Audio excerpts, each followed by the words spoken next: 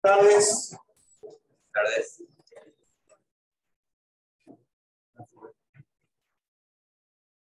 Hoy vamos a presentar el tercer café científico, el ciclo de café científico que organizamos desde la carrera de Ingeniería en Computación, en esta ocasión, con el aval y el respaldo de la Sociedad de Education Society de IEEE, una sociedad de educación a nivel mundial, que tiene una sede en Argentina, nos auspicia a partir de este café científico, lo cual para nosotros es un honor, un privilegio, una sociedad tan importante a nivel mundial nos auspicia, ¿sí? Nos dé el soporte con su auspicio.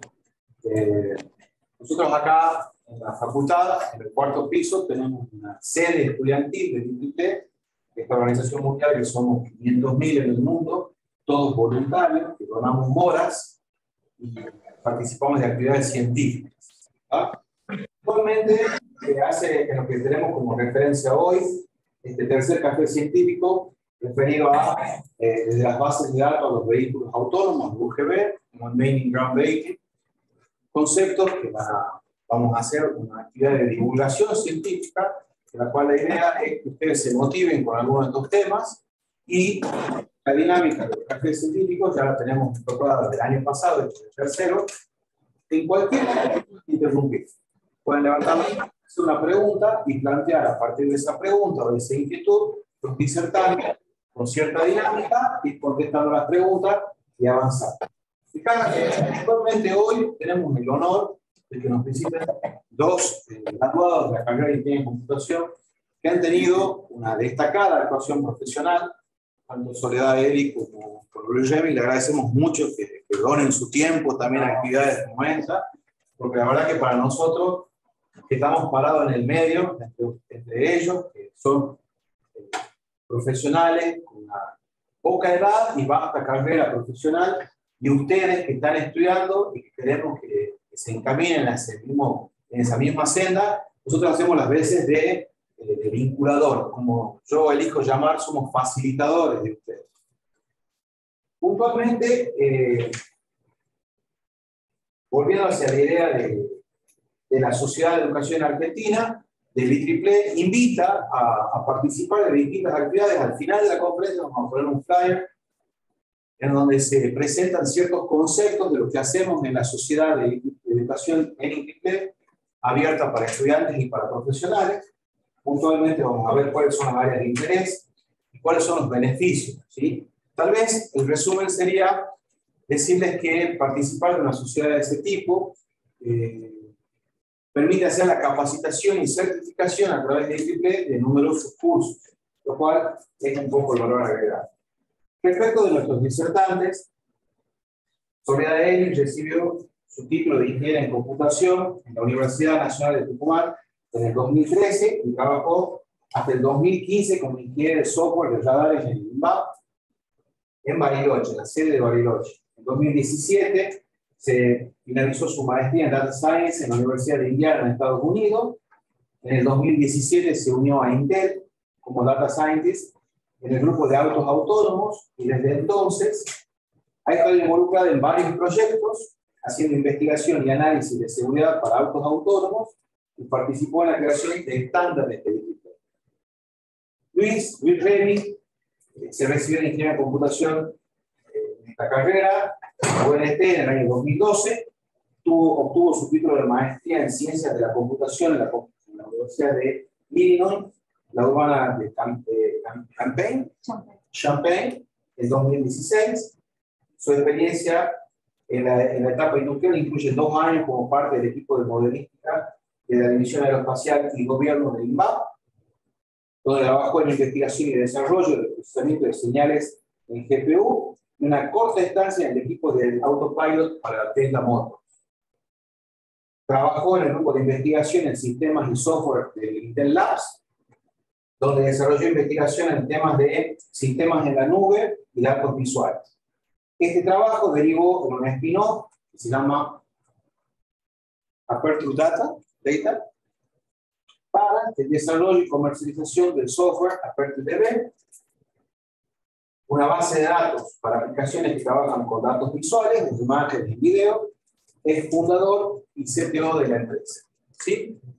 repito, agradezco en lo personal, creo que en general todos los organizadores del café agradecemos profundamente esta colaboración y esta participación, y a ustedes esperamos motivarlos para que puedan, digamos, la idea de mostrarles el camino posible y que logren completar el camino.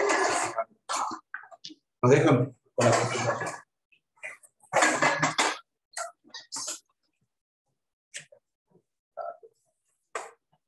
Bueno, muchas gracias por la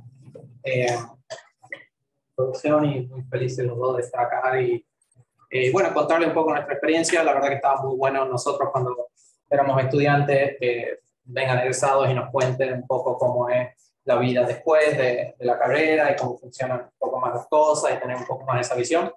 Así que espero que les sirva igual que nos ha servido a nosotros, que la verdad que nos ha servido un montón, y este tipo de actividades por ahí me llega cansado, pero la verdad que es algo que por lo menos a nosotros nos ha servido mucho y también por eso es la razón por la que estamos acá. Y bueno, muchas gracias por la invitación y por participar. Voy a empezar yo, porque el tema que va a hablar sobre es bastante más divertido. Entonces, yo les voy a contar un poco de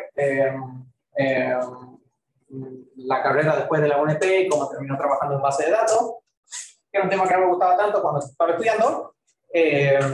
Y bueno, como para contarles cómo he ido de alguna forma descubriendo cuáles eran las cosas que me interesaban y cuáles eran las cosas que me gustaban.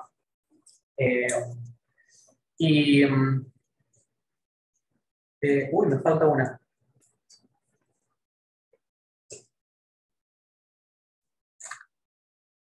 Acá.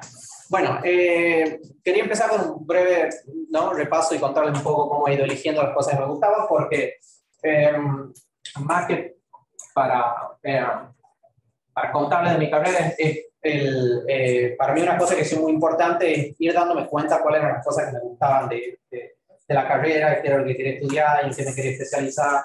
Y la verdad que ha sido, si bien ha sido un proceso bastante largo, en el que yo pienso que uno cuando es chico y por ahí ya se elige una carrera, entonces uno elige más o menos lo que le gusta, pero queda un montón de proceso de descubrimiento de qué es lo que te gusta, de cuáles son las cosas que te interesan, cuáles son los problemas de los que te interesa trabajar, qué tanto te interesa resolver problemas técnicos versus resolver problemas que son más de manejo, de management y ese tipo de cosas.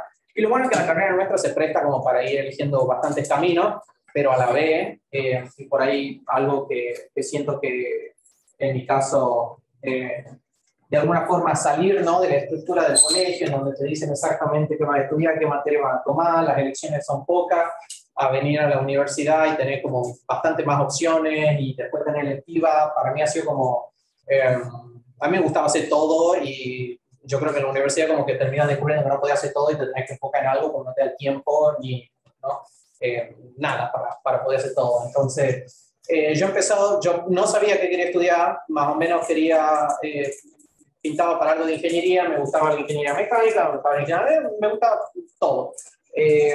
Y he terminado viendo, las computadoras, algo que me gustaban desde chico. He empezado antes de la carrera con diseño de páginas web y todas estas cosas que son una forma muy fácil de un poco entender cómo es la relación entre lo que uno ve y cómo eso funciona de fondo.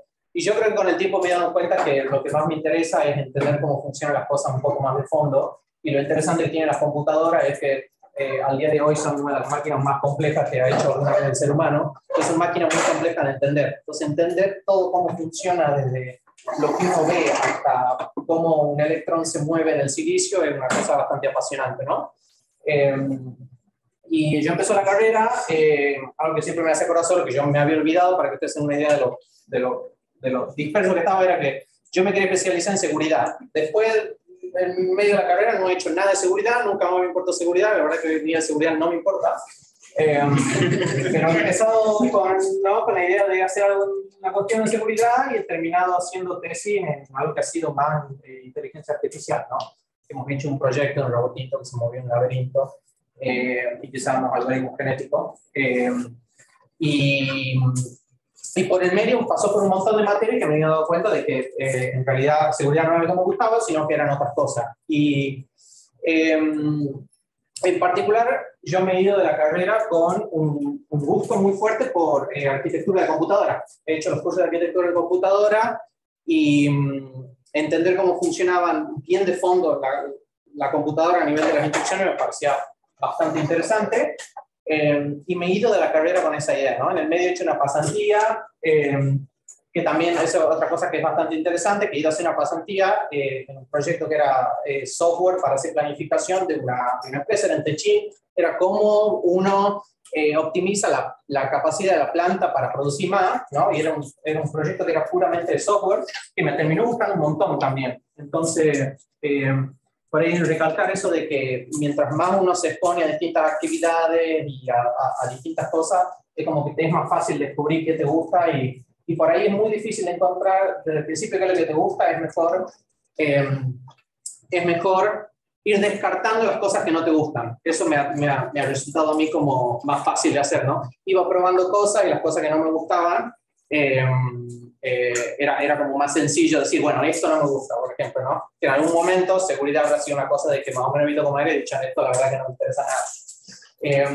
Y por ahí de la UNT lo que más recalco que me ha ayudado y una de las cosas más importantes que siempre recalco es que es muy importante el grupo de estudio, el grupo de amigos que uno hace, porque a mí es lo que me marcó la diferencia, una diferencia muy grande entre cuánto puedes disfrutar la carrera, cuánto aprendes, qué tan rápido puedes avanzar y todas esas cosas.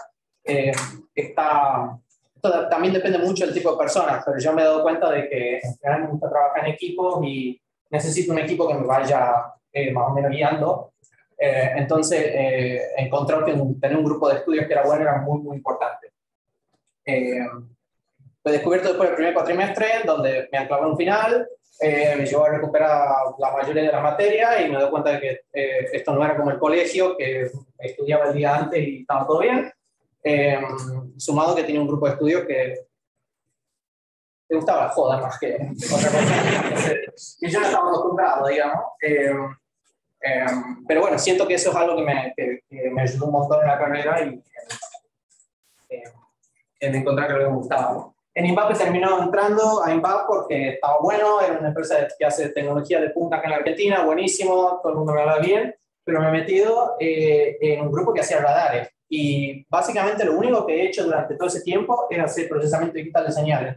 Por ahí la materia que menos bola le he dado acá era procesamiento digital de señales. Y es una de las materias que me terminó sirviendo un montón para hacer todo el trabajo que he hecho ahí.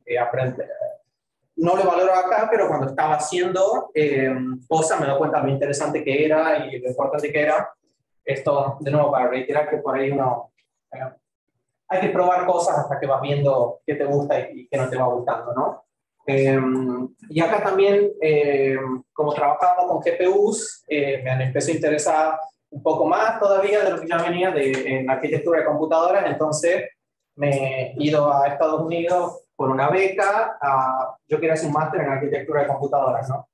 Y he empezado, de hecho, el primer año, he aprendido un montón de arquitectura de computadoras, muy lindo, GPU, pero en el medio también he aprendido un montón de cosas nuevas. Aprendí sobre sistemas distribuidos, aprendí sobre machine learning y procesamiento de imágenes, y son temas que me empezó a interesar bastante. Y una vez que como que ya más o menos entendía bien cómo funcionaban las computadoras bastante de fondo y tenía una base bastante sólida, me han empezado a interesar otras cosas.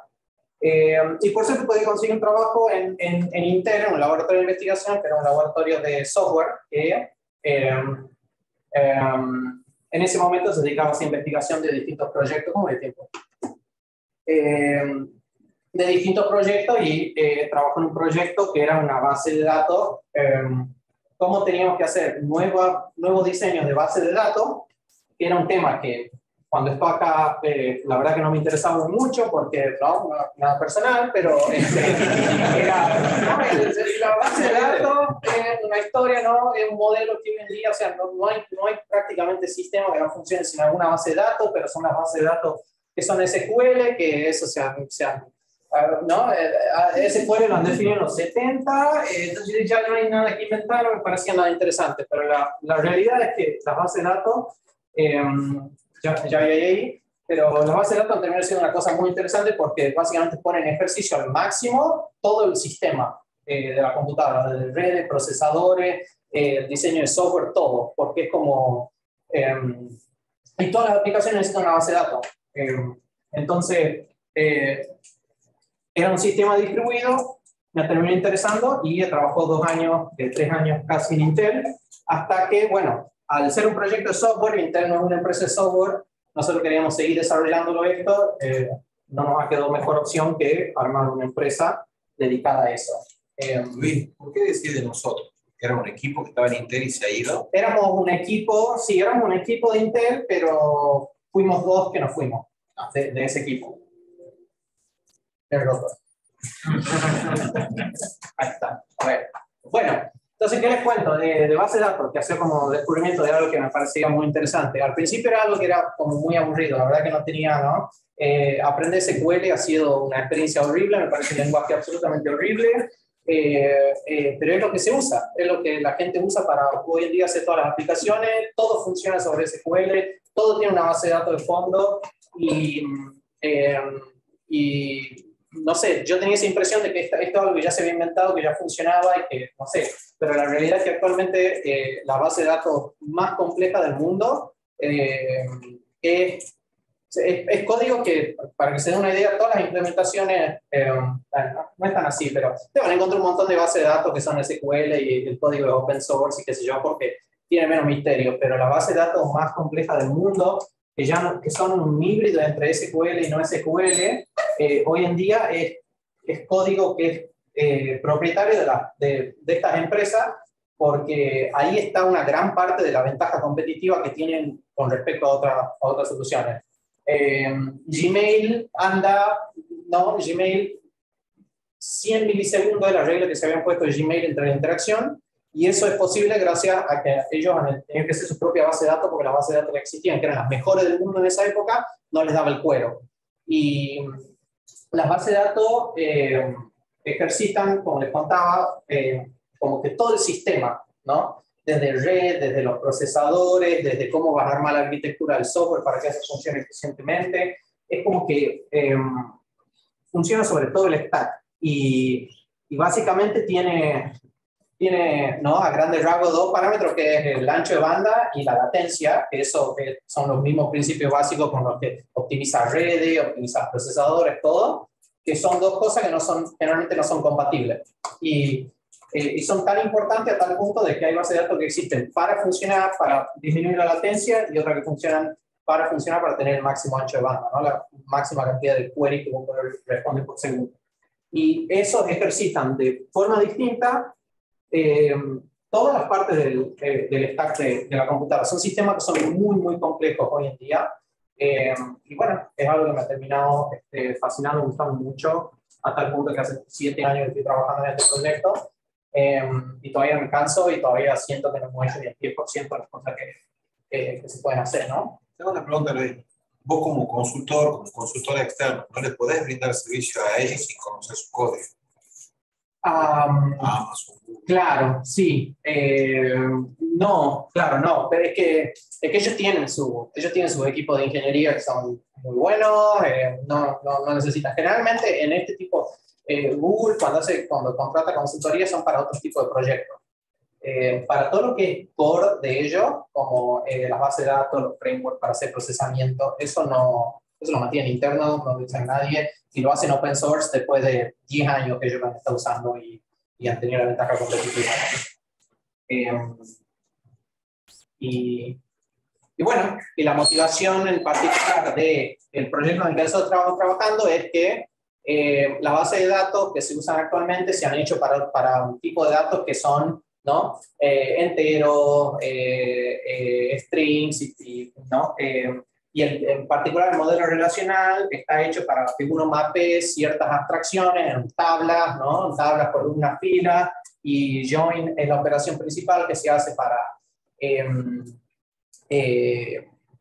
hacer ese procesamiento de datos y para hacer un filtrado de datos. Pero si uno quiere poner una imagen en una base de datos, las bases de datos relacionales no sirven para eso, porque no tienen o sea, uno lo puede hacer, pero es muy, muy ineficiente. Y no hay un lenguaje, un query language, actualmente que te permite a vos interactuar con toda la metadata de las imágenes, ¿no?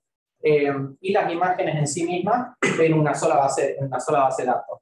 Entonces, hay muchas aplicaciones ahora donde tienen un montón de imágenes y tienen que hacer procesamiento, tienen que hacer extracción de las bounding boxes, tienen que entender qué hay en esas imágenes y tienen toda la información segregada en un montón de distintas soluciones, ¿no? Tienen una base de datos relacional, tienen una base de datos del grafo, usan TensorFlow para correr el procesamiento, tienen en S3 o en algún sistema de storage las imágenes, y vos tenés que usar todos estos servicios y escribir un montón de código para hacer cosas muy básicas, por el hecho de que no existe un modelo de base de datos que funcione igual como funciona con otro tipo de datos para imágenes y videos. Y interesantemente, bueno, nosotros hemos empezado trabajando en un proyecto donde lo que queríamos hacer era procesar muchas imágenes, y nos hemos dado cuenta de que 3 meses dentro del proyecto todavía el manejo de los datos era un infierno, porque teníamos mucha información que teníamos que filtrar y hacer cosas, y como estábamos usando bases de datos relacionales y cosas así, era como que se nos quedaba corto. Entonces hemos dicho, bueno, a ver, paremos esta parte del procesamiento, resolvamos un poco la capa de mover los datos de aquí para allá, y así me surgió el proyecto y es lo que seguimos haciendo hasta el día de hoy. Y bueno, y como lo interesante es que, o sea, la base de datos como que tiene un montón de componentes. Algunos componentes son muy aburridos, como la parte de autenticación, la parte de control de acceso. Esas son cosas que son bastante aburridas, problemas que ya están resueltos, pero que si uno hace una solución que sirve para una empresa, lo tiene que tener. Y después hay otra parte que es muy interesante, que es la de más bajo nivel, que es cómo vos movés el byte que está en otra computadora a una computadora que tiene otra información que necesita para resolver una query que te viene. Y actualmente, en su momento, el problema que tenía la base de datos y la razón por la que el modelo relacional venía muy bien era porque el cuello de botella que vos tenías en el sistema de computadora era el disco. Vos tenías un componente mecánico en un disco que, bueno, ya prácticamente no existen esos discos, y vos tenías que poner la información en el disco de tal forma de que se lea de forma secuencial. Entonces, poner una tabla y usar esa representación para vos mapear tu aplicación era muy bueno. Era la única forma que vos tenías de acceder a los datos rápido. Hoy en día, los discos son rapidísimos, prácticamente tenés memoria infinita, puedes poner todo en memoria. El problema de la red, hoy en día, las bases de datos, los problemas que tienen son un problema de red, de cómo mueven datos entre un rack y el otro, a tal punto de que ¿no? Uno aprende todos los protocolos que se usan y las conexiones a través de TCP, pero las implementaciones de bases de datos más complejas hoy en día hacen bypass de toda esa capa porque necesitan prácticamente tener acceso a la red a nivel de byte, porque si no, no les da la velocidad, ¿no? No les da el tiempo para responder una query rápido cuando tienen información distribuida en 1000 computadoras, ¿no? Y esos problemas son muy interesantes y mucho dolor de cabeza, pero la verdad es que nunca deja de aprender de cómo funciona el sistema completo. Y bueno, y otra cosa que por ahí interesante remarcar, que trabajó en empresas de distintos tamaños, empresas grandes, empresas chicas, empezó en una empresa en BAT que eran 1000 personas, en Tesla que eran 10.000, en Intel que eran 100.000, y ahora en una empresa que somos 8. Y la única cosa que he encontrado que me hace sentir, que me ha gustado, es que independientemente del tamaño de la empresa o de lo que haga la empresa, encontré un buen equipo de trabajo. Como puedes tener una empresa chica, una empresa grande, pero si tienes un equipo de trabajo de una basura, la va a pasar muy mal. Entonces, no sé, lo que yo empecé a usar como regla es que el foco es tratar de entender bien cuál es el equipo de trabajo en el que nos va a tocar trabajar, porque de eso va a depender el día a día. Y el equipo de trabajo, como todo trabajo en equipo, te limita el equipo. El equipo es tu límite. Los equipos son tu límite y son tu trampolín, digamos. O sea, vos solo podés ser tan bueno como tu equipo te deje. Entonces es muy importante encontrar un equipo de trabajo en el que te sientas cómodo frente a cualquier otra cosa que por ahí te puede ofrecer una empresa. Y bueno, me parece que me pasó el tiempo. Bueno, yo les voy a hablar del trabajo que hice sobre seguridad para autos autónomos. Cuando yo me refiero a seguridad para autos autónomos, me refiero no a ataques cibernéticos, hackeos de los autos, sino más a cómo los autos pueden manejar seguramente por las calles sin generar accidentes, sin generar choques. En inglés se usa la palabra safety, en castellano no hay una diferencia entre safety y security, así que tengan eso en cuenta cuando yo me refiero a seguridad, es around safety.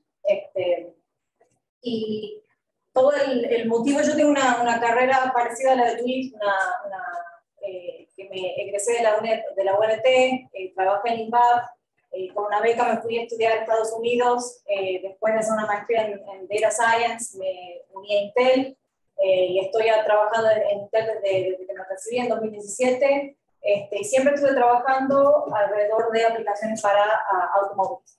Intel es una empresa de hardware, pero les provee hardware a las empresas que fabrican automóviles. Cada año que pasa los autos tienen más y más procesamiento dentro del auto, y la visión a futuro es incorporar tecnología dentro de los autos para que se eviten los accidentes. ¿Por qué? Porque el 94%, hubo un estudio hace un par de años que dice que el 94% de los accidentes son debido a errores humanos. Entonces, si ponemos una computadora que pueda tener una tasa de error mucho menor, significativamente menor a un humano, estamos salvando vidas. Y además, porque el impacto económico que eso tiene, todo el tema de solventar gastos relacionados con choques y con accidentes de tránsito, puede derivar a un ahorro de plata a nivel mundial importante que se puede usar para resolver otros problemas sociales y económicos a nivel global. Entonces la motivación económica y social está ahí, la tecnología está avanzando muy rápido, y bueno, yo estoy involucrada en una pequeña parte de todo lo que involucra el sistema de desarrollo de autos autónomos. Entonces, hace un par de años, la Sociedad de Automotive Engineers en Estados Unidos definió un framework para definir los niveles de autonomía. Van del nivel 0 al nivel 5, 0 diciendo que no hay ningún tipo de automatización dentro del auto, o sea que el humano está a cargo de toda la tarea del manejo, y después en el otro extremo está el nivel 5, donde el auto se encarga de todo aspecto del manejo. El humano no podría estar durmiendo la siesta, Sergio, esto estaría bueno para Sergio, que le gusta mucho dormir la siesta. No hace falta ningún tipo de intervención del humano. Esa sería como la visión a donde se quiere llegar. Muchas personas decían de que se iba a poder tener nivel 5 de autonomía en 2019, particularmente Elon Musk de Tesla decía que ellos iban a desarrollar Level 5 vehicles para 2019, estamos en 2023 y todavía no tenemos autos autónomos de nivel 5 en las calles, pero se está haciendo mucho progreso al respecto. Lo que sí, ahora, cualquiera de nosotros, si vamos a comprar un auto nuevo, probablemente sea nivel 1 o nivel 2. Nivel 1 y nivel 2 se incluyen features como, por ejemplo, el control crucero, y por ejemplo, alertas sobre cuando te estás yendo del carril, y cosas así, o cuando estás a punto de chocar, el auto puede generar un poco puede aplicar más frenos, por ejemplo, si mide que la cantidad de frenos que vos estás aplicando no es suficiente para evitar un choque. Entonces, nivel 1 y nivel 2 ya hay soluciones comerciales Nivel 3 están empezando a incorporarse al mercado ciertas soluciones, más que nada en China y en Europa, pero nivel 4 y nivel 5 no, porque nivel 4 y nivel 5 requieren de que el auto se encargue de la tarea completa de manejado. Entonces, para eso la parte de seguridad, la parte de safety es muy importante, porque cómo le podés confiar a una máquina con las vidas que lleva adentro. Hay mucha gente, obviamente, que no confía en las máquinas, porque sabemos los fallos que pueden tener las máquinas. Entonces, alrededor se desarrollan un montón de estándares, regulaciones, alrededor de seguridad, para tratar de poner un framework a través de el cual empresas puedan poner autos en las calles de manera segura, porque la seguridad de autos autónomos no debería ser un factor diferenciante entre empresas, debería ser como un nivel básico, que todos deben cumplir con el mismo estándar de seguridad, y después la diferenciación entre un auto de Tesla o un auto de Ford viene por otro lado, no debería ser la seguridad. Entonces mi enfoque en Intel fue alrededor de eso.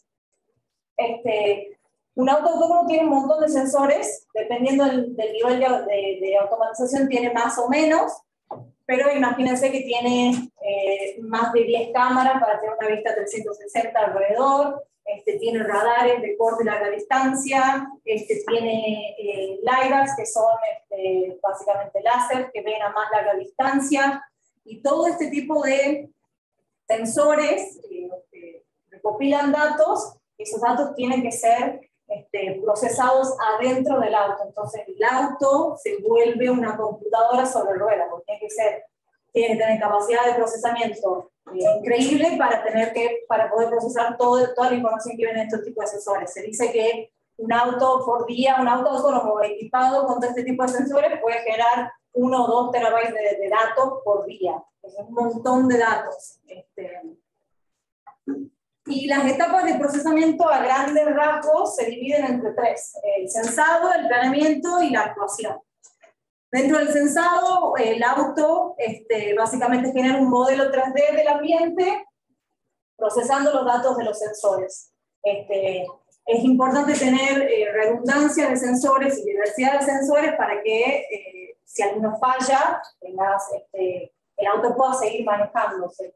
Y también, por ejemplo, las cámaras no funcionan bien con poca luz, entonces el radar puede ver donde las cámaras no ven, y así. Entonces, por eso hay una combinación de sensores que es importante tener, que cumplen una función específica.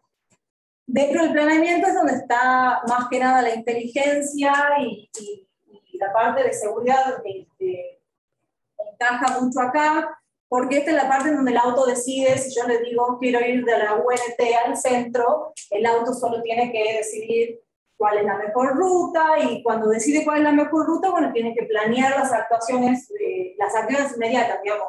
Tengo que acelerar, decelerar, tengo que doblar, no doblar, tengo que cambiar de carril, otro auto se quiere meter enfrente. Todo ese tipo de cosas, toda esa inteligencia, todo ese procesamiento pasaría dentro del planning. Y después la actuación, es donde el planning le manda esos comandos al auto y el auto ejecuta esas acciones. Y bueno, y la parte de seguridad está muy relacionada a las reglas de tránsito, y en lo que yo me enfoqué era más que nada a ver cómo podíamos hacer que estos autos se manejen de manera segura.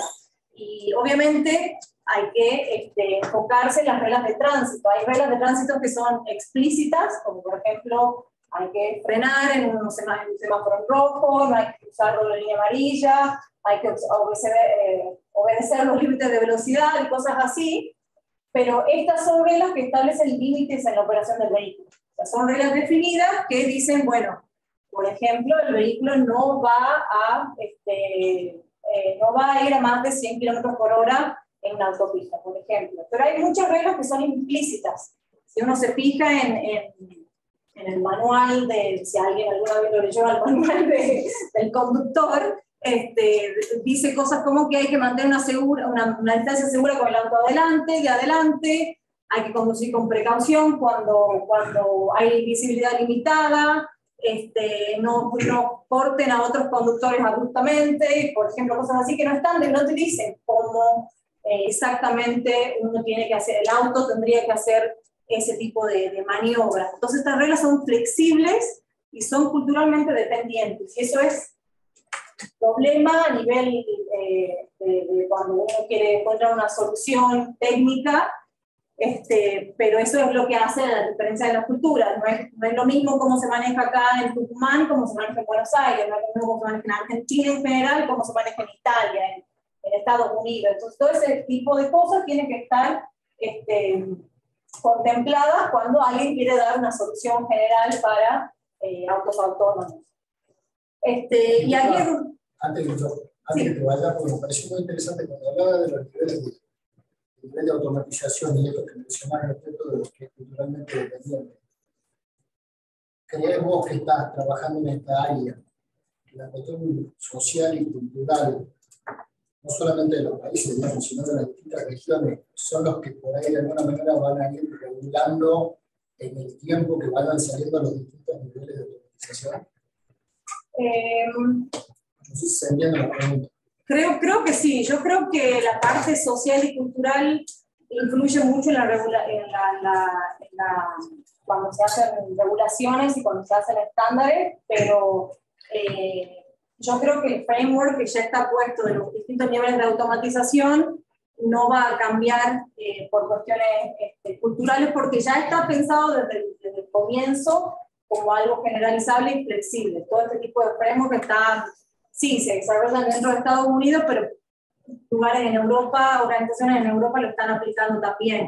Entonces, la cuestión cultural está más ligada a la reglamentación final, cómo cada país o cómo cada ente regulador aplica distintas reglas para el deployment de este tipo de tecnologías en su país o región. Y ya voy a dar un par de ejemplos al respecto. Yo te hago una pregunta. Todas las empresas que desarrollan autos autónomos están compitiendo por el mejor auto autónomo, más seguro. Entiendo que cada uno está desarrollando su propia base de reglas y conocimiento y no se va a arribar a un estándar que todos deban cumplir, sino estándares que lo circunscriban de seguridad y esto que vos has contado. A la larga, hoy, alguna de las bases de conocimiento están andando mejor que otras. Hablamos de la de Tesla o la de Oshkosh para los militares, para los equipamientos militares. ¿Hay alguna que esté andando mejor que otra? No hay nada probado al respecto. Se ven, todo lo que se ve como publicidad, digamos, de todas estas empresas, inclusive Intel, no voy a hablar, pero yo creo en esto, pero no hay nada probado, no es un problema que está resuelto. Entonces, están todas las empresas apuntando hacia la misma dirección, todas vienen con soluciones distintas y todavía no se sabe cuál va a ser la ganadora, y tampoco tiene que haber una ganadora, porque también todo lo que buscan los estándares y las regulaciones es estar diversidad, digamos, de opciones, de soluciones, de todo, pero con la base de que tiene que haber cierta reglamentación o cierta base, que la seguridad tiene que estar ahí y las empresas tienen que cumplir con procesos y todo eso. Pero no es un problema resuelto. Pero lo que hicimos en Intel para resolver ese problema es esto. Básicamente el approach con el que vino Intel adquirió en 2017 una empresa israelí que se llama Mobileye. Mobileye es una empresa que estaba dedicándose a soluciones para nivel 1 y nivel 2 hace más de 20 años. Y el framework que ellos pusieron para autos autónomos, específicamente para seguridad, se llama Responsibility Sensitive Safety, que es básicamente un modelo matemático para autos autónomos que es abierto, transparente y neutral. ¿A qué me refiero con eso? Abierto porque la definición del modelo con todas las fórmulas y con todas las reglas está disponible públicamente en un paper de 30 páginas, entonces cualquiera puede implementarlo si quisiera. transparente porque ahí también está todo, no requiere ningún tipo de IP específica o cerrada, y neutral porque la idea es que sea una base para que cualquiera pueda aplicarlo. Y los conceptos son muy simples y lo que trata es de alguna forma formalizar y digitalizar las reglas estas implícitas de tránsito, digamos. Entonces, formaliza nociones de manejo seguro, como por ejemplo mantener una distancia segura, longitudinal y lateral. Si alguna de esas distancias fue comprometida, bueno, define cómo identificar una situación peligrosa y cuando hay una situación peligrosa, bueno, te dice cuál sería la respuesta apropiada para volver a estar en un estado seguro. Bueno, ¿y cómo se determina una distancia segura? Esto parece como una fórmula matemática muy complicada, pero es física 1. Les juro que es física 1. Y lo que tiene en cuenta, esto es un ejemplo, obviamente el modelo es más complejo, tiene varias reglas, tiene varias situaciones, pero se deriva de un par de asunciones, digamos. Si el auto autónomo es azul, diré, bueno, ¿yo cómo puedo calcular cuál es una distancia segura que el auto azul tiene que mantener con el auto gris? Bueno, yo asumo que el auto gris puede en cualquier momento frenar a tope, y yo tengo que ser capaz de reaccionar a eso a tiempo y de poder aplicar algún tipo de freno, por ejemplo, Betamil, dado que cuando yo aplique ese comportamiento no choque. O sea, la distancia que haya entre este auto y este otro auto sea un poquitito mayor a 0, por ejemplo. Entonces, se considera para eso las velocidades a las que los dos autos se mueven, el tiempo de respuesta de mi auto, que ese tiempo de respuesta, imagínense, es una computadora la que está decidiendo, es básicamente el tiempo que le lleva a procesar e identificar que ha habido una situación peligrosa hasta actuar al respecto. Entonces, eso lo sabe, el está desarrollando esto, tiene que saber, pero se basan en la asunción de que, bueno, yo asumo cuánto más o menos, cuál es lo razonable, cuál es un valor razonable que el auto de adelante puede llegar a frenar en cualquier momento. Por ejemplo, un auto de Fórmula 1 puede frenar con una capacidad de freno de 10 veces más grande que, por ejemplo, un auto normal. Entonces, ¿qué? Tenemos que asumir que el auto de adelante siempre va a poder frenar como un auto de Fórmula 1, o somos más realistas y discutimos cuál sería un valor adecuado para este tipo de asunciones. Entonces, básicamente, base a estos conceptos es que se define este modelo matemático. Este modelo matemático se puede usar como un safety checker para autos autónomos, porque este modelo matemático no te dice cómo manejar, sino te dice cómo no tenés que manejar, básicamente. Entonces, por ejemplo, vos podés tener tu planner, que es el que decide las acciones inmediatas, que es en base a inteligencia artificial. La inteligencia artificial por ahí no es determinística, entonces te puede dar resultados que vos no, que no siempre es el mismo ante la misma entrada. Entonces, si vos tenés, por ejemplo, este planeador en base a inteligencia artificial, podés tener este checker en base a RSS, en donde chequea que si tu acción planeada va a resultar en una distancia segura con otros vehículos, bueno, perfecto, sigue adelante. Si no, tenés que volver hasta poder proponer una acción que no va a resultar en una situación peligrosa. Y en el momento en que estás en una situación peligrosa, porque por ejemplo el auto de adelante se te cruzó o pasó algo, bueno, te dice cuál es la respuesta apropiada que debes aplicar. No sé si esto es un video. Disculpa, hay una pregunta por WhatsApp que dice, mi WhatsApp está por Zoom. ¿El auto interactúa con la autopista y con otros autos en el modelo que maneja ese proyecto o es 100% autónomo? La idea de si hay un ente externo que va supervisando la caravana de autos ¿O es todo interno a cada auto? No, es todo interno a cada auto. Esto, eso también es una de las bases, es que sea neutral y que no dependa de alguna tecnología externa, porque también se hablaba de autos que están conectados, que a través de conectividad reciben comandos, por ejemplo, de Smart Cities y cosas así. Bueno, no, esto es, todo pasa dentro del auto local, no hay ningún agente externo que estaría manejando esto, el auto puede decidir solo al respecto. Bueno, esto era un video que no sé si se puede reproducir. Pero... ¿Una URL, sí? Sí.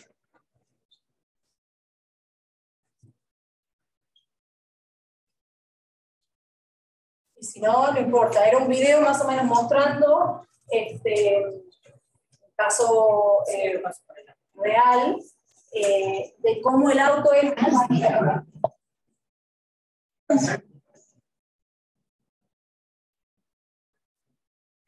Hay que para el sonido, sí, para el sonido y el minuto 9. Minuto 9, sí. ¿Es el minuto 1? Sí. Hasta el 9. No, minuto 9. Ah, vuelta a la derecha. 9, yo lo he entendido. Ahí está el 6, 7, 8, ahí por ahí. Sí, por ahí está Carlitos. Bueno, hay una regla de este modelo que dice que el auto siempre tiene que dar el paso a la gente o a otros autos si determina que eso no es, si determina que es seguro, por más de que el auto tenga prioridad. Entonces, esto es un video que está en YouTube, lo pueden buscar si quieren más detalles, pero lo que pasa es que el auto en todo momento está haciendo cálculos con respecto a otros vehículos que están en su camino, y con modificaciones a la fórmula que les había mostrado antes, el auto decide si ahora tiene prioridad, pero este auto negro está tratando de incorporarse al mismo carril, entonces hace toda una serie de cálculos para ver si puede mantener su prioridad en la calle o si debería cederle el paso. En este caso hacen todo un tipo de cálculos y dicen, no, yo tengo prioridad, este auto es seguro con respecto a integrarse al mismo carril, yo puedo seguir adelante. Entonces hay una serie de reglas que ayudan a que el auto pueda tener este tipo de decisión y todo es en base a matemáticas, todo es en base a física 1. Si uno desglosa ese paper de 30 páginas, es física 1. Entonces, lo más complejo está obviamente en lo que viene debajo de eso, pero a nivel de seguridad para autos autónomos esto es simple, de alguna forma. Y ahora como vuelvo para el otro. Tengo una pregunta sobre esto. ¿Vas generando un modelo del entorno? Sí, pero eso no es particular a RSS, no es particular a este modelo. Sí. Cada empresa tiene su propia solución al respecto. Por ejemplo, la gente de Google, que tiene una subsidiaria que se llama Waymo, lo que ellos hacen, ellos equipan autos con un montón de sensores, y esos autos empiezan a manejar en todas las ciudades, y van creando un modelo 3D de esa ciudad, y saben en dónde están los carriles, saben en dónde están los semáforos, saben en dónde están los carteles de tránsito y todo eso. Entonces ellos tienen que, antes de poder ir a una ciudad nueva, tienen que haberla mapeada entera, por lo menos en la zona donde van a ir a manejar. Pero por ejemplo, lo que hacemos con Mobileye lo que hace, como ellos ya están en millones de autos que tienen cierto poder de conectividad, son autos de nivel 1 y 2, lo que hace Mobileye es aprovechar esos autos para sacar información a través de sus productos. Entonces, básicamente hacen crowdsourcing de toda la información que recopilan los autos con productos de nivel 1 y de nivel 2, y ellos generan su propio modelo del ambiente en la nube, y después lo usan para desarrollar tecnología más compleja, digamos. Cada uno tiene su solución distinta, digamos. Disculpa. Sí. Esa seguridad con respecto a otros vehículos, pero con respecto a personas, animales, también el modelo también da un tipo de framework para cuando interactúa con personas. Es básicamente el mismo concepto, asume qué velocidad, qué capacidad de reacción puede tener la persona y define como una zona de safety alrededor de esa persona para poder interactuar con esa persona. El tema de animal no está explícitamente incorporado al modelo, pero se podría incorporar, digamos. Pero no es solo para autos, es también poder incorporar el mismo concepto. Podés aplicar el mismo concepto para ciclistas, para personas, para cuando hay situaciones estructuradas, como que hay definido un carril, cuando no hay definido un carril, cuando hay reglas de tránsito y todo. O sea, es muy generalizable. Pero bueno, tiene el tema de que hay un cierto nivel de asunción, digamos. Entonces ahí es donde está parte importante del trabajo, de cómo podemos hacer que este modelo se aplique de igual forma en un ambiente de tránsito como en Argentina y en Estados Unidos, en Israel, en Venezuela. Entonces mucha investigación hay a través de esto. Pero lo más importante de lo que yo me he enfocado ha sido tratar de hacer investigación al respecto de esto para poder influenciar regulaciones en todo el mundo. Entonces yo trabajé con gente de Estados Unidos, con gente como de la Dirección de Tránsito de Estados Unidos, con gente de SI, con gente de la ONU a través del Economic Forum y con gente de la Unión Europea, porque ahí hay forums donde se habla de safety para autonomous driving y donde mucha gente trae opciones y discuten reglamentos, discuten regulaciones que sean inclusivas para los países en donde esas regulaciones van a ser aplicadas. Digamos, yo tuve un poco de exposición a esto. Pero creo que lo más importante para mí fue la participación en un estándar de la IEEE. Siempre he escuchado IEEE, nunca como estoy expuesta a eso. Y por suerte, que no es muy común, por suerte tuve la oportunidad de trabajar en un estándar y desarrollar un estándar junto a mucha gente de otras empresas para hacer un estándar de cuáles son las asunciones para Safety Related Models for Automated Driving System. Básicamente, cuáles son las asunciones que modelos para seguridad tienen que tener en cuenta sobre otros vehículos, otros road users que se llaman.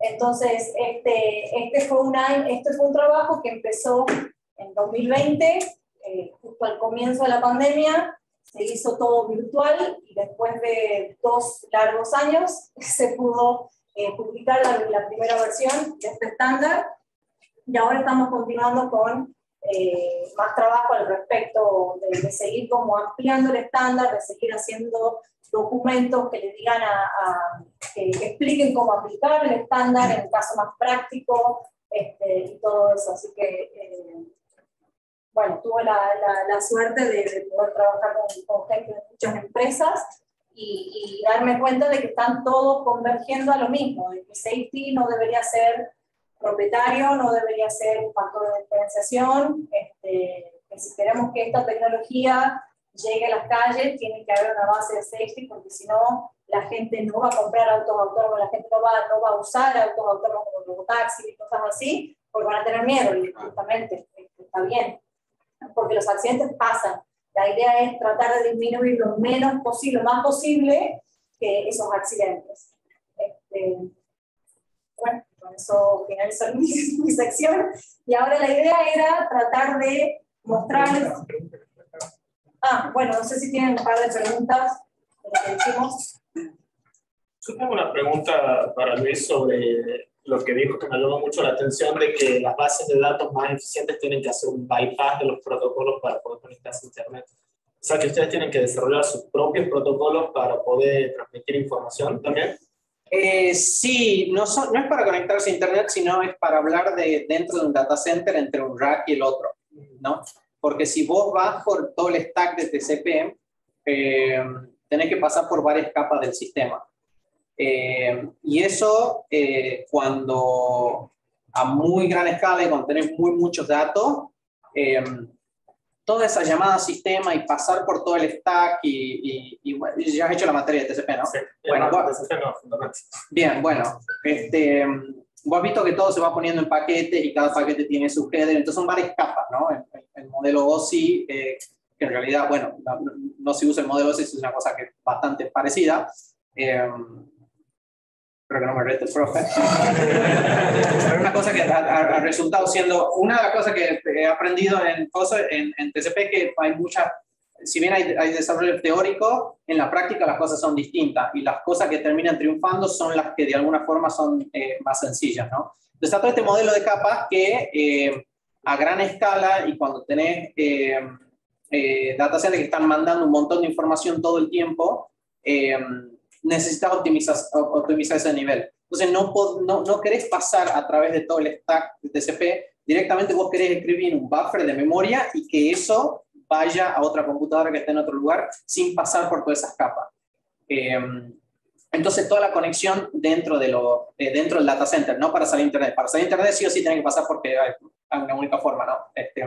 Y tenés que pasar por todas esas capas, pero todo lo que es la comunicación interna dentro de los data centers usan cosas que son hechas por ellos, que van muy a bajo nivel y que lo han tenido que hacer no por amor al arte, sino porque era el cuello de botella que tenían.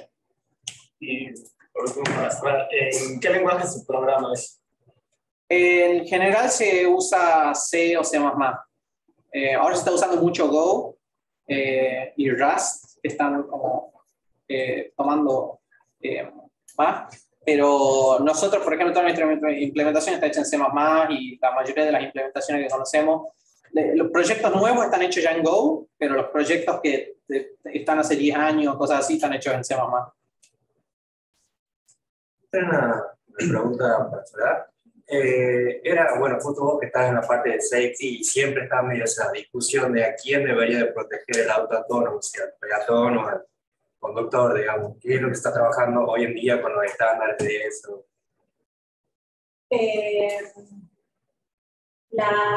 No es un problema resuelto y creo que la forma en la que se está tratando de llegar a algún tipo de solución es de mitigar el riesgo lo más que se pueda. Entonces, hacer algún tipo de evaluación de qué es lo que terminaría siendo menos riesgoso y aplicar eso, digamos. Pero no es algo que esté resuelto, que yo haya visto a nivel regulatorio. O sea, la gente que está escribiendo estas regulaciones no tiene ni idea de qué hacer con eso.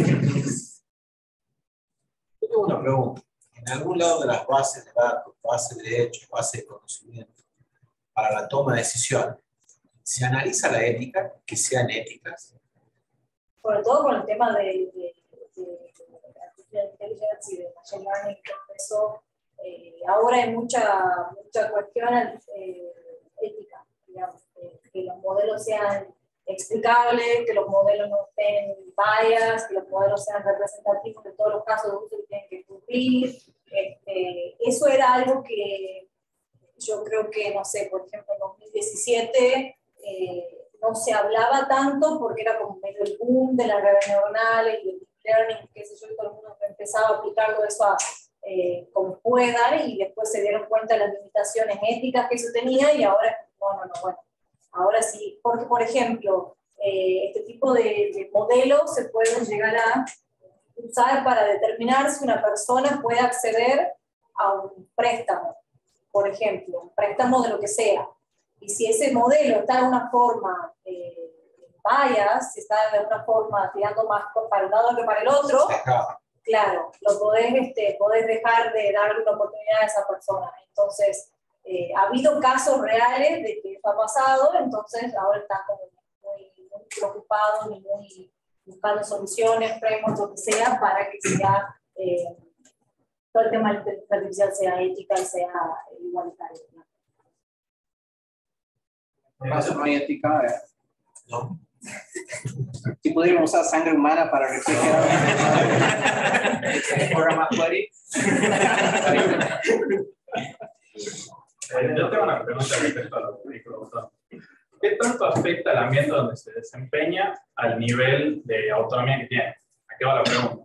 Por ejemplo, un auto que tiene autonomía nivel 5 en una autopista de Estados Unidos que tiene toda la línea bien pintada y todos los carteles. ¿Puede venir a Tucumán y tener autonomía nivel 5 donde no hay una línea pintada en la mitad de la autopista, digamos? ¿O hay que hacer algún cambio o hay que hacer atacarlo de otra forma?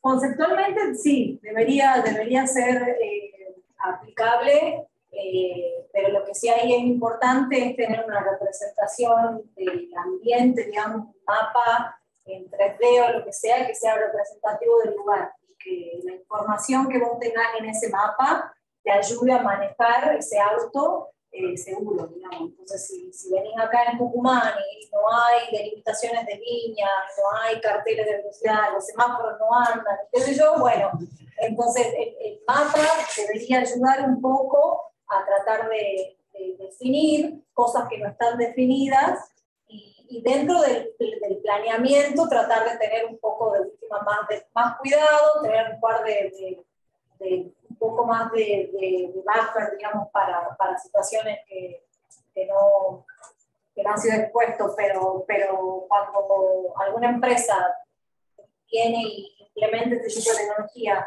en un lugar en particular, debería tener testeado el sistema. A nivel conceptual debería aplicarse, pero bueno, siempre hay algo que se tiene que cambiar seguramente. Le preguntaba a mi compañero que, por ejemplo, tendrían un sensor para detectar si la calle está dañada, porque por ejemplo en Estados Unidos todas las calles son lindas, pero acá en Tucumán está llena de pozos, entonces si el auto tendría un sensor para detectar eso y mitigar el daño que puede recibir el auto, darle el pozo, digamos. No hay un sensor específico para eso, pero sí hay soluciones que se basan en un acelerómetro, por ejemplo, dentro del auto, que si alguien ya pasó por un pozo y detecta una aceleración vertical muy fuerte, esa información se puede guardar en el mapa. Los lomos de burro, por ejemplo, esa información también se puede guardar en el mapa. Y después el auto puede hacer uso de esa información para activar, andar más bajo, más despacio y cosas así. ¿Y cómo está la situación hoy en día con el desarrollo en función de las inclemencias climáticas? Porque acá, bueno, hay bastantes calores que se inundan y los baches, por ejemplo, no se ven. La tecnología, ¿cómo va en ese sentido? Bueno, si por ejemplo, particularmente en el tema de baches o de lomo de burro, por ejemplo, si esa es información que vos ya tenés en el mapa, por más de que el auto no la vea cuando está manejando, sabe que está ahí. Entonces, sí. Bueno, pero ahora ya tener recaudos para que el auto no pase debajo del puente de la 24. Ahí se debería haber mapeado eso. Ahí ya sí se requiere una solución particular para ese tipo de problemas.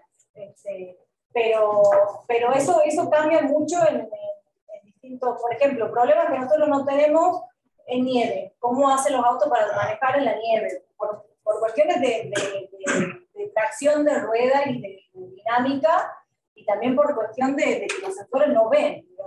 Las cámaras, o sea, tenés que tener mecanismos para asegurarte que tus sensores estén sanos y que no estén funcionando mal. Tenés que tener mecanismos para que toda la parte de dinámica del vehículo esté funcionando bien. Entonces, esos ya son casos de uso específicos a regiones en donde esta tecnología se puede aplicar y que las empresas que están trabajando en esas regiones se tienen que proveer algún tipo de solución. Pero el tema de autos autónomos, que por ahí es medio frustrante para mí, es que un problema del primer mundo, porque esa tecnología hasta que llegue acá, no es que no podría llegar, el tema es que, por ejemplo, el tema de robotaxis. En Europa hay ciertos lugares donde se están empezando a ofrecer ciertos servicios de robotaxi. Entonces, Yo le pregunté a una persona en Mobile de por qué no hacían ese servicio de taxi en Argentina. Dice, bueno, es que el tema es que reemplazar un taxista acá en Argentina por un robotaxi es muy caro, porque el taxista que está manejando es muy barato. Entonces, ¿para qué yo voy a poner un auto que cuesta $100.000 para reemplazar a un taxista que, no sé, cuánto debe ganar al año? Claro. O sea, entonces, es todo un problema social, económico, pero bueno, se probará en el primer mundo cuando ya esté solucionado, cuando esa tecnología sea barata. Hacemos aprendizaje, pero no nos quedamos sin tiempo. Sí, bueno, la idea, esta parte era más que nada, surge de que por ahí hemos tenido varias conversaciones, charlando con estudiantes, algunos ya han recibido, otros no han recibido, y muchas veces hemos tenido una conversación del estilo de que si volviéramos atrás, si hubiésemos hecho la carrera de nuevo, si verdaderamente es importante hacer la carrera en este momento, porque la verdad que está todo el material online y claro, muchas de las materias por ahí, habíamos hablado con personas que les daba la impresión de que muchas de las materias no habían servido. Entonces nos hemos puesto a pensar qué tan eso así había sido y si verdaderamente si tuviéramos que elegir hacer la carrera de nuevo o ir por algo más corto o más enfocado, si iríamos por esa opción.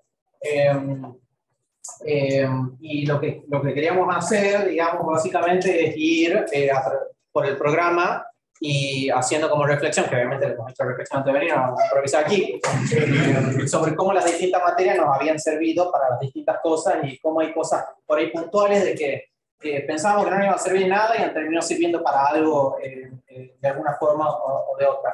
Pero igual esta parte la queremos que sea más que nada una cuestión de preguntas y respuestas, más que nosotros contando cuáles son nuestras experiencias. Así que interrumpan a la primera pregunta, no la piensen mucho, tírenla y vamos charlando, ¿no?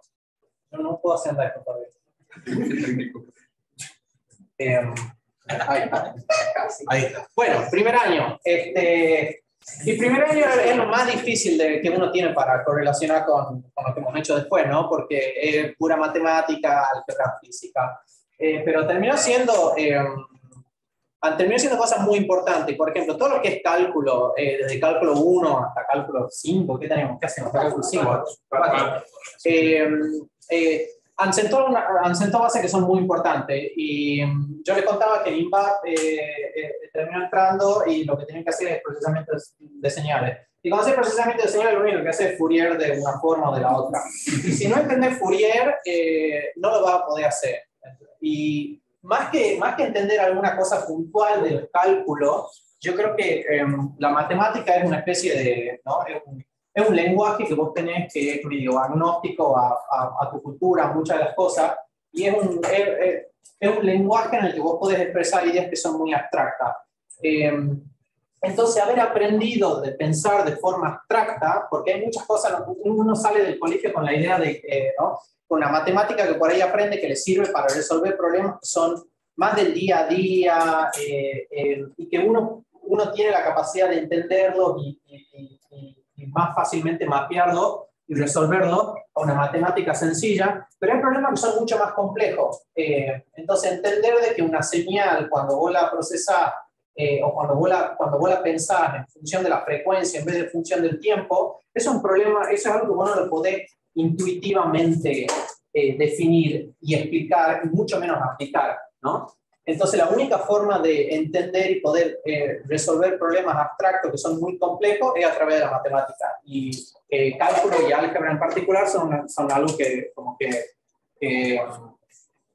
son fundamentales para hacer ese ejercicio y tener la capacidad de entender y de pensar en estos problemas abstractos que son más complejos, ¿no? Con álgebra es lo mismo. Álgebra en particular tiene el agregado de que ahora todo lo que es Machine Learning lo único que son operaciones de matrices una y otra vez. Cada vez son más complejas, cada vez tienen detallecitos y obviamente todo un mundo, no es que es tan sencillo como eso, pero las bases están ahí. Y creo que pasa un poco lo mismo, que es que vos aprendés a pensar problemas muy complejos de una forma muy abstracta. Que si no tenés esa base es muy difícil de siquiera entender los problemas, ¿no? Porque pasa a ser como un lenguaje de programación en muchos sentidos, donde vos tenés una realidad que la tenés que mapear a una herramienta con la que podés resolver el problema. Y yo creo que todo lo que aprendes, me gustaría por ahí que se enseñe un poco distinto, ¿no? Pero tampoco, la realidad es que esto es compartido con todas las ingenierías, entonces es muy difícil ¿no? de enseñar estas materias de forma de que a cada alumno que está en el anfiteatro, que somos 200, le resuene directamente con lo que va a ser en el futuro. Pero sí, no sé, algo... El tema de la notación que se usa en cálculo y en álgebra te ayuda, es como un lenguaje que te ayuda a entender cuando después tenés un problema de machine learning o de inteligencia artificial, te ayuda a entender qué es lo que está definiendo. Y entonces eso me parece que es algo que yo nunca le he dado bola, la notación, y es muy importante, porque si no, uno puede interpretar cosas distintas. Entonces, eso sí está interesante. Y bueno, después la física, ¿no? Solo les contaba que muchas de las fórmulas son derivadas de fórmulas que uno aprende de física 1, física 2. Todas estas materias te dan como una base que es difícil visualizar la aplicación a futuro, pero que son muy importantes. Capaz que no te van a resolver un problema gigante, pero te van a ayudar a pensar y a pensar cuáles son las cosas que uno tiene que tener en cuenta para poder resolver un problema a más grande escala. No te vas a dedicar a aplicar física 1 en todo lo que haces, pero saber que física 1 está ahí como una herramienta también, que física 2, física 3 están ahí como herramienta, es muy útil y son cosas que cuando interactúas con gente que se ha educado distinto, o sea, con un sistema de educación completamente distinto al que tenemos acá, saltan esas cosas, porque la gente, por ejemplo, particularmente en Estados Unidos, la gente que hace una carrera en computación, una carrera de grado en computación, no tienen materias de física 1, no tienen materias de química, tienen materias de programación, por ejemplo, desde el año 1. Entonces toda esa base de ingeniería no la tienen. Incluso yendo a temas más circuitos eléctricos, ¿no? A menos que te especialices y que sea como una carrera más de electrónica, no ves circuitos eléctricos. Bueno, tampoco yo soy una experta en circuitos eléctricos, pero sé un poco, tengo una base, y que si necesito reforzar, sé dónde ir a buscar la información, porque no es que me acuerdo de todo, hay muchos conceptos que capaz que ya quedan un poco obsoletos, pero sabes dónde ir a buscar las cosas y no estás ciega o ciego a conceptos nuevos. Entonces eso es algo que creo que no hemos visto en otros lados, en sistemas de educación distintos. Bueno. Sí. Químico un poco más cuestionable. Por ahí, yo tenía una mala base de matemática en el colegio, entonces a mí la matemática acá me sirvió mucho. Tenía una buena base de química, entonces lo que aprendí en química acá no era mucho más nuevo de lo que ya sabía, pero sí, por ahí está bueno entender ciertas cosas básicas que te sirven. Materiales y dispositivos, por ahí te sirve haber tenido esta base, aunque creo que más importante es física, qué sé yo. Informática, informática, la primera exposición que tenés, ¿no? Sobre todo si haces software y tenés que entender cómo funciona el sistema. Dibujo cuestionable, bastante. Yo creo que lo único que hablamos que tiene bastante sentido es que es de nuevo, una forma de pensar y de entender cómo se encaran y se expresan problemas. Entonces, por ahí no creo que no ha tenido valor para mí saber dibujar y ahí hacer ¿no? Ya ni me acuerdo, pero el hecho de poder abrir un mapa, ¿no? Y abrir una especificación técnica que está orientada a que sea claro y específico, eso tiene mucho valor, porque también empezás cuando vos tenés que presentar algo, lo pensás en función de cómo puedo hacer algo que sea no ambiguo, bien específico y bien claro. Entonces, por ahí, que obviamente cuando yo hacía el dibujo técnico, a mí me he dado cuenta de esto y no le daba valor, y la verdad que no me podía importar menos, pero con el tiempo me he dado cuenta de que hoy en día yo veo, no sé, es sorprendente cómo cosas tan sencillas como cómo armar un mueble de IKEA, hay mucha gente que se le queman los papeles, y el hecho de saber cómo interpretar esas abstracciones y ese lenguaje de especificación es importante. ¿Justifica un cuatrimestre de sufrimiento? No lo sé, pero de algo habrá servido.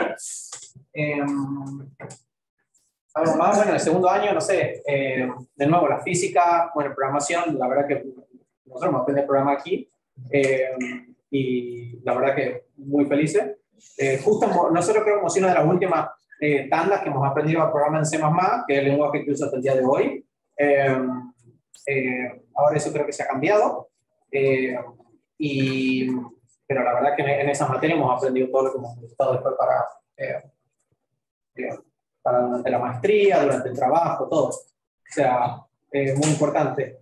Circuito eléctrico, esto para mí sí, a mí la verdad que me gusta entender cómo funciona todo el sistema medio completo, y sin circuito eléctrico no, la verdad que no puedo entender. Si vos te querés dedicar a software y a trabajar pura y exclusivamente con software sin que te importe verdaderamente cómo al final del día el electrón se mueve de un lugar a otro, y cómo los distintos componentes electrónicos funcionan, por ahí uno podría decir que no es importante, pero también un poco una elección personal de qué tanto uno quiere estar metido en cómo funciona el stack completo de la computadora, ¿no? Viéndolo como una máquina, o especializarse en software, por ejemplo, y hacer únicamente software, o hacer otras cosas que por ahí en las que no necesitas, ¿no?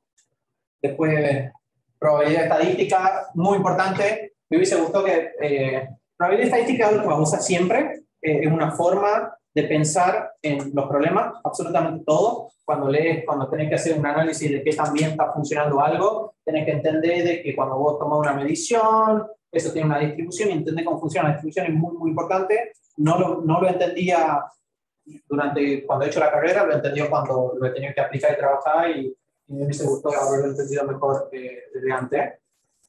¿Qué más? De acá todo, todo es muy interesante. Estructura de datos es algo que uso prácticamente cada vez que me siento a programar. Diseño lógico. Diseño lógico es, ¿no?, más cerca de la parte de circuito, es algo que por ahí uno no lo va a aplicar si se dedica exclusivamente al software, o si hace cualquier otra cosa que no esté tan ligada a bajo nivel, pero yo creo que hay mucho valor en entender cómo funciona el sistema completo, ¿no? Y eso es una parte de eso. Material y dispositivo es una materia que yo creo que a nivel, para ejercer, ¿no?, nuestra ingeniería y para todos los proyectos con los que yo he trabajado, esto no es una materia que yo he necesitado, pero es una materia que me ha ayudado mucho a entender cómo funciona, de nuevo, la computadora bien de fondo. Y diría que por ahí no es tan importante o tan fundamental para poder hacer un muy buen trabajo en cualquier parte del sistema, pero me parece que es muy importante que vos sepas cómo funciona la física detrás del funcionamiento de una computadora. Por ahí pensábamos, se justifica, ¿no?, un cuatrimestre entero dedicado a esto, pero bueno, este es el perfil un poco también de la carrera, ¿no? Más orientada a entender cosas generales en vez de enfocarse a algo específico. Entonces, todas estas materias son base, te proveen herramientas, conocimiento, para que vos después vayas y apliques lo que necesites y te profundices en lo que necesites, no más allá capaz que de ciertas cosas específicas. El resto uno tiene que salir y buscarse la vida, y esto te da la herramienta, que yo creo que es muy buena herramienta para que salgas y te busques la vida en general. Entonces, y lo hemos visto con la gente que hemos trabajado y con la gente que hemos estudiado, la base que tenemos es muy buena, muy buena. Así que tengan eso en cuenta. ¿Alguna pregunta por ahora? ¿Cómo estamos el tiempo? Antes que nos cierren el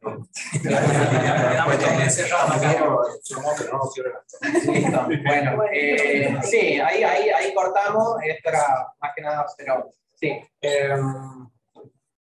No nos arrepentimos de nada que lo hemos aprendido, así que, bueno.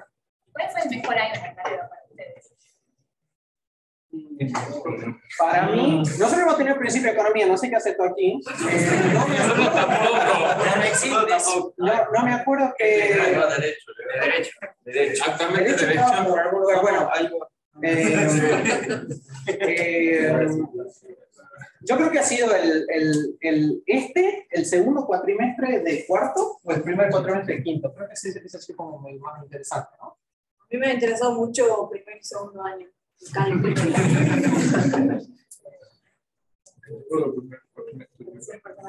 Sí. Bueno, para ir cerrando, por el tema de la extensión de la presentación y de la técnica virtual, quisiera agradecer de nuevo a Sole y a él y a Luis por la presencia acá y verdaderamente creo que es un lujo que podamos tener expositores que estén tan bien predispuestos, que se pongan a disposición de poder venir a brindarnos su conocimiento y su experiencia de vida, que está tan relacionada con la de muchos de ustedes que están cursando la carrera. Para otros, no solo los que están cursando la carrera, hay algunas personas externas a la carrera que han venido a acompañarnos hoy, había gente de INTA a acompañarnos hoy con su presencia. También plantea un escenario en donde estos cafés científicos que tienen como finalidad la divulgación del conocimiento se hace más que interesante. Así que quisiera brindar un aplauso a los expositores.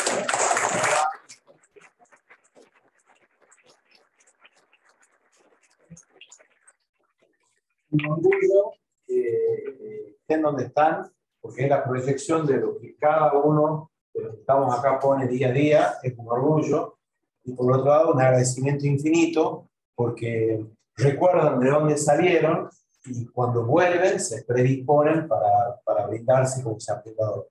Así que muchísimas gracias.